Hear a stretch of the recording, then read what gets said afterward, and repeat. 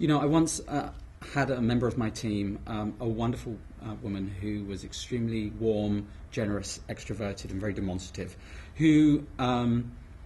noticed that there were members of the organisation around her, not just in my immediate team, that were much more private and more introverted and less tactile.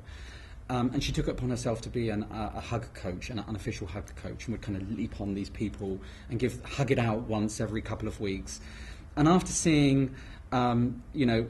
one particular individual kind of do this for about the third or fourth time and saying, I'm really not comfortable, I had to take it to one side to say, look, what you're doing is really inappropriate. It's making people feel uncomfortable, and what it's doing is satisfying your own emotional needs to kind of take care of them and to be warm and friendly towards them, but actually what it's doing is having the opposite effect. It's actually making them feel quite uncomfortable around you, and it could result in a complaint.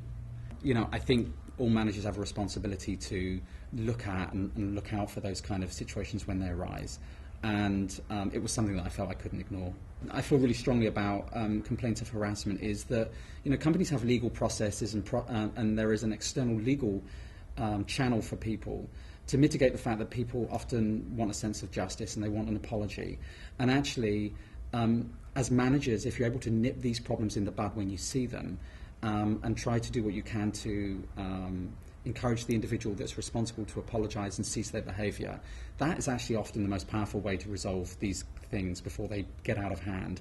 In this particular situation, this employee that I was managing was shocked and very surprised and actually a bit upset that the effect that she was having was completely opposite, and that she was also laying herself open to a possible complaint. She immediately talked to the individuals that she'd been doing it to, apologised. They completely recognised and accepted her apology, and what could have grown into a serious complaint or a problem for her was actually resolved very amicably. So one of the things that I think is really powerful in situations like that as a manager is that you take immediate steps to encourage an individual to see